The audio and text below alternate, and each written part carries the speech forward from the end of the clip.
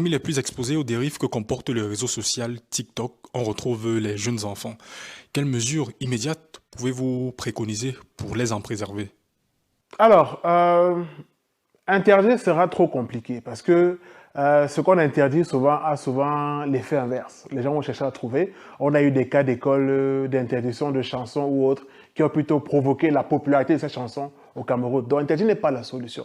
En revanche, commencer des cours d'éducation sur les réseaux sociaux dès, pour moi, le secondaire serait très intéressant parce que le fait n'est pas de dire aux gens de ne pas aller sur TikTok. La preuve, TikTok est ouvert aux gens à partir de 13 ans.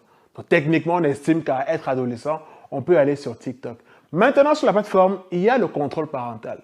Beaucoup de parents, ne connaissant pas déjà utiliser TikTok, n'ont peut-être pas idée de cette option. Pourtant, elle existe même sur Instagram. On peut contrôler ce que notre adolescent ou notre enfant voit sur TikTok. On peut mettre alerté des messages qu'il reçoit. Ce ne sera pas de la trop pleine surveillance, c'est juste de la modération pour éviter que des inconnus envoient des messages à vos enfants un peu illicites qui ne cadrent pas avec ce qui fait réalité sur TikTok. Maintenant, en tant qu'utilisateur même, on peut aussi nous-mêmes être exposé à de bons contenus, d'où peut-être le partenariat qui sera fait avec TikTok, de pousser davantage des créateurs de contenus positifs et éducatifs qui proposent des contenus valorisants sur le pays ou alors à valeur ajoutée pour les élèves ou encore même les étudiants. Pour moi, c'est un peu dans cette démarche-là qu'on doit penser. Chacun est responsable en réalité de son utilisation. On ne va pas vous interdire de regarder des contenus d'ici, mais vous devez savoir que ça peut également vous entraîner parce que TikTok a ce côté addictif. Plus vous commencez à regarder des vidéos, le fil d'actualité est sans fin. Donc, si vous commencez à consommer des vidéos drôles, des vidéos peut-être à caractère négatif, ça va continuer à s'enchaîner parce qu'il n'y a que ça qui vous seront proposés parce qu'on aura détecté que c'est le contenu que vous aimez. Donc, chacun doit être responsable. Il y a ce qu'on appelle la notion de citoyen numérique. Ça veut dire que sur Internet, vous avez des droits, mais vous avez aussi des devoirs. Donc, c'est à vous de remplir vos devoirs en tant que bon citoyen numérique, de valoriser ce que vous faites en termes de passion, en termes d'activité professionnelle aussi, parce que oui, il n'y a pas que les élèves qui seront exposés TikTok, même des professionnels, mais surtout être un exemple à son niveau. Je ne dis pas qu'il faut être l'exemple de tout le monde, mais à son niveau, quand même promouvoir des valeurs positives. Et n'essayez pas de jouer une double vie. Dans le virtuel, vous êtes quelqu'un de méchant et dans le réel, vous paraissez gentil. Comme principale cause de l'échec au baccalauréat, on évoque l'impact des réseaux sociaux sur la jeunesse. Sont-ils devenus si dangereux qu'on essaie de nous le faire croire? Non, on ne peut pas mettre toute la cause de l'échec de certaines personnes au baccalauréat sur TikTok. Non.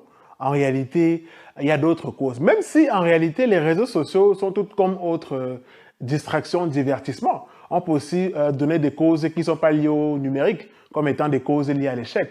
Mais en réalité, le problème, c'est que les réseaux sociaux ont cette grande visibilité. Du coup, on a l'impression que tout ce que les élèves font sur TikTok, notamment les challenges, les reprises de films, etc., c'est la cause. Non, c'est le temps, pour moi, passé sur ces réseaux sociaux qui est généralement la cause. On peut faire 30 à 20 minutes par jour sur TikTok, sans pour autant que ça déteigne sur son temps de révision de ses matières, sans que ça déteigne sur le temps de faire des exercices. Mais c'est quand on commence à diminuer le temps qui est réservé à l'éducation, à ses cours, pour le mettre au niveau du divertissement, que ce soit TikTok, aller dans des bars ou alors sortir en boîte de nuit, là, ça commence à devenir perturbant pour vos prochains résultats. Bonjour, chez Kamdem. Bonjour. Depuis quelques années, les réseaux sociaux ont connu une ascension fulgurante au Cameroun, à tel point que de nouvelles expressions ont vu le jour, notamment celle de community manager. Qu'est-ce que c'est? Alors, le community management, en réalité, c'est un métier qui est lié au marketing digital, l'une des branches qu'on appelle le community management. Donc, le community manager, c'est un gestionnaire ou une gestionnaire de la présence et de la réputation d'une entité, dont marque, entreprise ou personnalité, sur les plateformes sociales, notamment les réseaux sociaux. Mais on peut également bloguer la partie blog ou encore la partie forum, sans oublier les sites wiki qu'on appelle les sites collaboratifs, le plus connu étant Wikipédia. Un community manager est-il aujourd'hui indispensable au développement d'une entreprise? Alors, indispensable, pas forcément, mais important, oui. Parce qu'en réalité, il faut savoir que un humain sur deux est présent sur les réseaux sociaux. Ce qui suppose que pour une entreprise, il y a forcément sa cible sur les réseaux sociaux. Et donc, pour avoir une bonne communication sur ces plateformes et avoir une bonne réputation, qui joue surtout sur les entreprises commerciales, il faut forcément avoir une présence social média. Et donc, qui dit présence social média dit forcément un appel à un community manager et ou social media manager. Parce que oui, au-dessus d'un community manager, vous avez un social media manager qui s'occupe uniquement de l'aspect stratégique de gestion des comptes. Le community manager, en réalité, est dans l'aspect opérationnel. Mais dans un pays comme le Cameroun, on peut jouer les deux rôles, surtout quand on est community manager. Vous devez faire la stratégie et l'implémenter. Mais dans des agences de communication, vous avez les deux rôles séparés, ou dans des très grosses boîtes, vous allez retrouver et des social media managers ainsi que des community managers. Jusqu'à une certaine période, on a eu l'impression que le mot influenceur était encore plus ou moins mal perçu au sein de nos communautés. Qu'est-ce qui explique cela? Alors, mal perçu, oui, parce qu'en réalité, il y avait déjà une mauvaise définition du mot influenceur, parce qu'on se limitait beaucoup à la taille de communauté. Mais je pense qu'avec les élections présidentielles de 2018, on a commencé un peu à comprendre le rôle que pouvaient avoir les influenceurs, qui en fait sont des personnes actives sur les réseaux sociaux, et bénéficiant d'un seuil de notoriété avec lequel ils vont effectuer des modifications et des habitudes de consommation, modifications d'opinion notamment. Mais maintenant, je pense que même s'il y a toujours ce mauvais schéma en réalité de compréhension du mot influenceur qui est toujours lié à la taille de communauté, on a avec maintenant l'autre terme qui est créateur de contenu, des gens qui se positionnent sur des secteurs précis, l'alimentaire, le sport, le tourisme, le voyage. On commence à comprendre qu'en réalité, il faut se spécialiser, pouvoir transmettre une passion et pouvoir justement avoir un impact positif sur sa communauté qui, avec votre forte notoriété, pourra à son tour effectuer des modifications de comportement suite à vos recommandations. Pourquoi générer des revenus sur Internet reste encore aujourd'hui quelque chose de relativement difficile au Cameroun pour de nombreux créateurs de contenu? Parce qu'en réalité, beaucoup de plateformes ne le permettent pas. Facebook, TikTok par exemple, voire YouTube, en réalité, ne permettent pas encore de monétiser sur la plateforme des contenus qu'on publie là-dessus à partir du Cameroun. Mais les créateurs de contenu influenceurs n'ont pas attendu qu'il y ait cette levée de restrictions. Ils eux-mêmes commencent à aller vers des marques et proposer des partenariats ou alors reçoivent des partenariats de la part des marques pour pouvoir monétiser leur présence sur les réseaux sociaux. Certains vont même plus loin pour aller géolocaliser leur compte à l'extérieur du Cameroun afin de monétiser les vues qu'ils obtiennent grâce à ces réseaux sociaux. Tout récemment, l'État a décidé d'imposer une taxe sur le revenu aux influenceurs. Ne devrait-il pas saisir cette opportunité pour essayer de mieux structurer leur secteur d'activité? C'est une occasion en réalité. Si on vous taxe sur des revenus, ça veut déjà dire qu'on vous considère, c'est déjà une bonne chose en réalité. Maintenant, ça peut être l'occasion maintenant de vraiment poser les bases du métier d'influenceur à travers les entités compétentes et autorisées, pouvoir justement dire, OK, nous, notre métier, c'est ça. Est-ce que vous pouvez maintenant aller vers les réseaux sociaux, faire un plaidoyer pour lever dans ces restrictions, pour nous permettre d'avoir davantage de revenus, pour pouvoir payer ces impôts liés à notre métier. Il y a quelques jours, la responsable TikTok des politiques publiques en Afrique centrale et de l'Ouest était au Cameroun. Lors de sa visite, il était question de mettre en place des mécanismes permettant de lutter contre la prolifération des contenus illicites sur les réseaux sociaux. Pensez-vous que cette démarche peut aboutir au Cameroun? Alors oui, lors de la réunion qu'on a effectivement eue, c'était un échange assez fructif avec le président du Conseil national de la communication.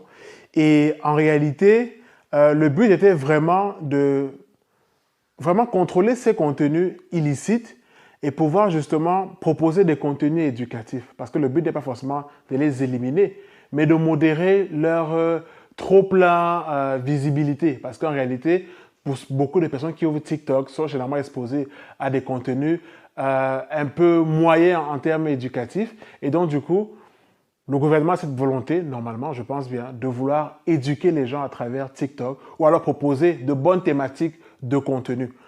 Si TikTok fait déjà la démarche, et si la démarche a été faite entre les deux parties, ça veut dire qu'il y a possibilité, parce que chaque réseau social a cette possibilité de modifier ou alors de contrôler les contenus. Ça a été le cas avec Facebook et les autres. Donc, il y a pour moi une possibilité, et ça peut se faire en réalité. Maintenant, il faut aussi savoir qu'on a aussi notre rôle en tant qu'utilisateur TikTok. C'est qu'il faudrait se rassurer que les contenus que vous consommez sur la plateforme cadrent avec vos passions. Vous avez la possibilité de choisir ce que vous voyez. Vous n'allez pas dire que ce que vous voyez est le fruit du hasard. En réalité, l'algorithme de TikTok est pensé pour répondre à vos besoins. Donc, tout indice que vous allez laisser sur la plateforme, que ce soit regarder des profils, regarder des vidéos sans interagir, il y a toujours une trace que vous laissez et vous dites à l'algorithme, tiens, moi, ce contenu m'intéresse et j'ai envie d'en voir davantage. Et c'est ainsi que l'algorithme ne fait que son travail. Évidemment, il y a une possibilité de reset l'algorithme pour repartir de nouveau et reconsommer des contenus tout à fait hors de ce qu'on avait eu avant comme visibilité sur son fil d'actualité. Parmi les plus exposés aux dérives que comporte le réseau social TikTok, on retrouve les jeunes enfants. Quelles mesures immédiates pouvez-vous préconiser pour les en préserver? Alors, interdire sera trop compliqué parce que ce qu'on interdit souvent a souvent l'effet inverse. Les gens vont chercher à trouver. On a eu des cas d'école d'interdiction de chansons ou autres qui ont plutôt provoqué la popularité de ces chansons au Cameroun. Donc, interdire n'est pas la solution. En revanche, commencer des cours d'éducation sur les réseaux sociaux, dès pour moi le secondaire serait très intéressant parce que le fait n'est pas de dire aux gens de ne pas aller sur TikTok. La preuve, TikTok est ouvert aux gens à partir de 13 ans. Donc, techniquement, on estime qu'à être adolescent, on peut aller sur TikTok. Maintenant, sur la plateforme, il y a le contrôle parental. Beaucoup de parents, ne connaissant pas déjà utiliser TikTok, n'ont peut-être pas idée de cette option. Pourtant, elle existe même sur Instagram. On peut contrôler ce que notre adolescent ou notre enfant voit sur TikTok. On peut mettre alerter des messages qu'il reçoit. Ce ne sera pas de la trop pleine surveillance, c'est juste de la modération pour éviter que des inconnus envoient des messages à vos enfants un peu illicites qui ne cadrent pas avec ce qui fait en réalité sur TikTok. Maintenant, en tant qu'utilisateur même, on peut aussi nous-mêmes être exposés à de bons contenus, d'où peut-être le partenariat qui sera fait avec TikTok, de pousser davantage des créateurs de contenus positifs et éducatifs qui proposent des contenus valorisants sur le pays ou alors à valeur ajoutée pour les élèves ou encore même les étudiants. Pour moi, c'est un peu dans cette démarche-là qu'on doit penser. Chacun est responsable en réalité de son utilisation. On ne va pas vous interdire de regarder des contenus d'ici, mais vous devez savoir que ça peut également vous entraîner parce que TikTok a ce côté addictif. Plus vous commencez à regarder des vidéos, le fil d'actualité est sans fin. Donc, si vous commencez à consommer des vidéos drôles, des vidéos peut-être à caractère négatif, ça va continuer à s'enchaîner parce qu'il n'y a que ça qui vous seront proposés parce qu'on aura détecté que c'est le contenu que vous aimez. Donc, chacun doit être responsable. Il y a ce qu'on appelle la notion de citoyen numérique. Ça veut dire que sur Internet, vous avez des droits, mais vous avez aussi des devoirs. Donc, c'est à vous de remplir vos devoirs en tant que bon citoyen numérique, de valoriser ce que vous faites en termes de passion, en termes d'activité professionnelle aussi, parce que oui, il n'y a pas que les élèves qui seront exposés TikTok, même des professionnels, mais surtout être un exemple à son niveau. Je ne dis pas qu'il faut être l'exemple de tout le monde, mais à son niveau, quand même promouvoir des valeurs positives. Et n'essayez pas de jouer une double vie. Dans le virtuel, vous êtes quelqu'un de méchant et dans le réel, vous paraissez gentil. Comme principale cause de l'échec au baccalauréat, on évoque l'impact des réseaux sociaux sur la jeunesse. Sont-ils devenus si dangereux qu'on essaie de nous le faire croire? Non, on ne peut pas mettre toute la cause de l'échec de certaines personnes au baccalauréat sur TikTok. Non. En réalité, il y a d'autres causes. Même si, en réalité, les réseaux sociaux sont toutes comme autres distractions, divertissements. On peut aussi donner des causes qui ne sont pas liées au numérique, comme étant des causes liées à l'échec.